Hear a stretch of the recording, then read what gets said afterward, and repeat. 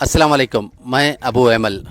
मैं इस वक्त नागर कर्नूल डिस्ट्रिक्ट के सोमासिला गांव में हूं, हैदराबाद से 170 किलोमीटर के फासले पर। आप देख सकते हैं कि ये आंध्र प्रदेश का हिस्सा है और ये तेलंगाना का हिस्सा है। इस दरमियान में बीच में कृष्णा नदी जाती है। इसके बीचों बीच एक कुतुब शाही दौर की 400 साल कदीम मस्जिद है।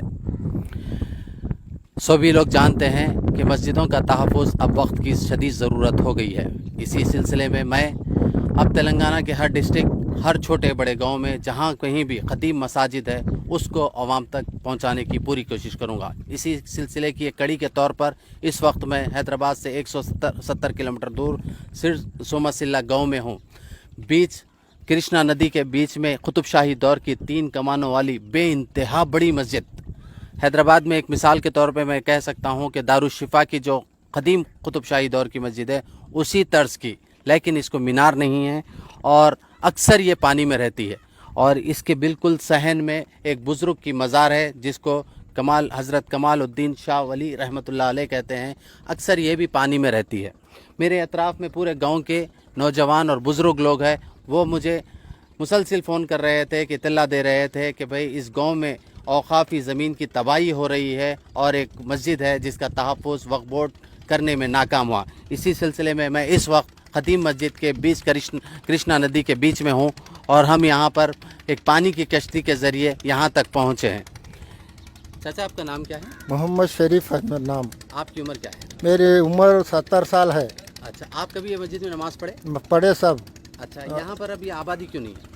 आबाद ये श्रीशैलम प्रोजेक्ट आने के बाद जी इस गांव को छोड़ के हमें नया गांव बन लिए बाजू में। जी। अब उस जरिए अब मस्जिद में नमाज नहीं पढ़ सकते हैं। अच्छा, ठीक है।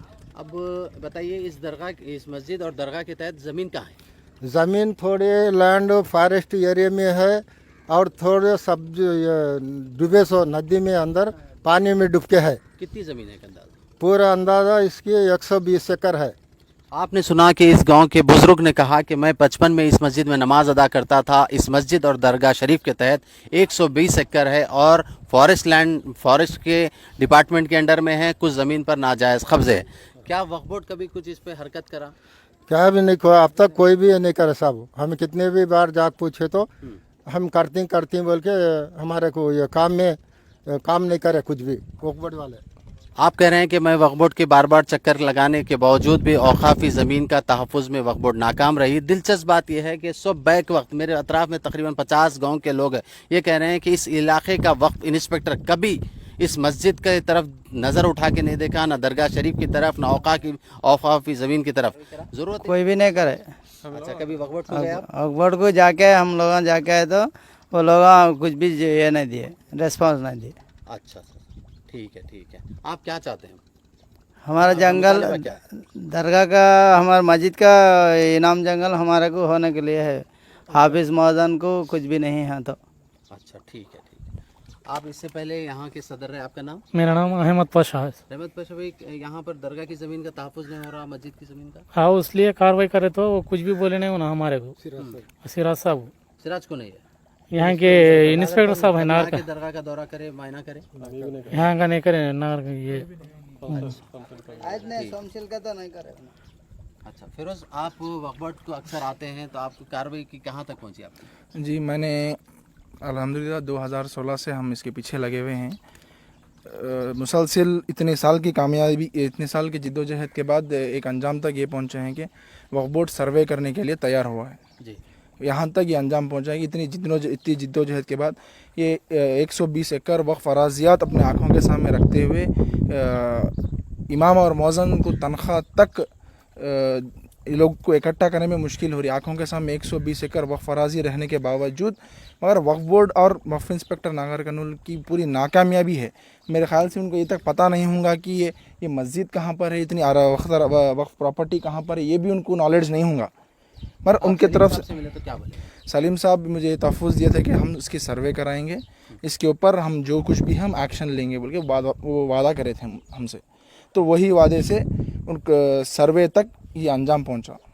30 तारीख के दिन सर्वे ऑर्डर हुआ है, मगर वितिन ए वीक रिपोर्ट सबमिट करने की बात थी, मगर अब वीक ख़त्म हो गया, कुछ भी नहीं, अब तक कोई एक्शन तक नहीं है, हरकत तक नहीं है।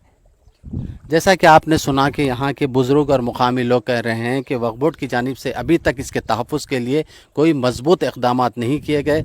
यहाँ से 170 किलोमीटर के फासले से अक्सर यहाँ के लोग वक्फ बोर्ड के चक्कर काटते हैं, लेकिन अभी तक ऐसा कोई इनके हक़ में कोई ऐसा काम नहीं हुआ जिससे कि यहाँ की वफ़ की ज़मीनों का तहफ़्फ़ुज़ हो सके। 120 एकड़ इस मस्जिद और दरगाह शरीफ के तहत होने के बावजूद इस मस्जिद के इस इलाके में एक मस्जिद है, वहाँ की इमाम और मुअज़्ज़िन की तनख्वाह भी मिलना मुश्किल है। कितनी ताज्जुब की बात है, जिस मस्जिद और जिस दरगाह के तहत 120 एकड़ ज़मीन हो और वहाँ के मस्जिद के इमाम और मुअज़्ज़िन की तनख्वाह तक नहीं निकलती हो।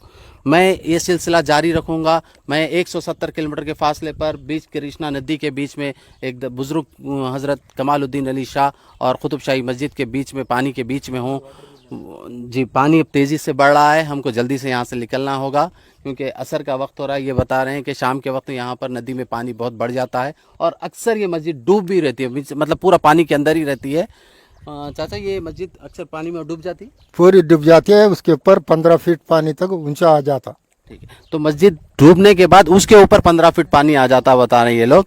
और एक वक्त था कि इस मस्जिद के अतराफ में पूरी आबादी थी, लेकिन गवर्नमेंट की जानिब से ये कहा गया था कि अक्सर यहाँ पर ऐसे हालात होते रहते हैं, लिहाजा एक गांव को तख्लिया करके एक ऊंचे मुकाम पर गांव को शिफ्ट कर दिया गया है। यहाँ से 35 मुसलमानों के मकानात है और तकरीबन 50% मुसलमान ही रहते हैं। वहाँ पर एक मस्जिद है, आबाद है, 5 वक्त की नमाज होती है, लेकिन इस मस्जिद के तहफ़्फ़ुज़ के लिए और इस दरगाह शरीफ के वक़ाफ़ी अराज़ी जो 120 एकड़ है उसके फ़ौरी इक़दामात करना चाहिए।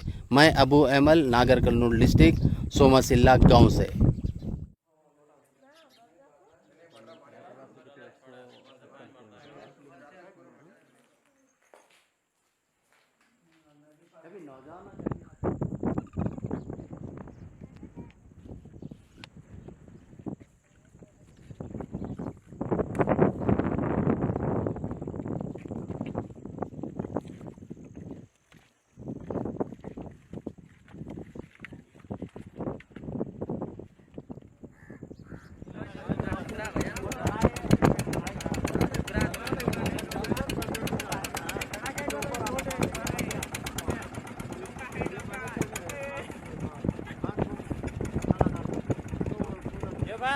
दूर से पकड़े बोला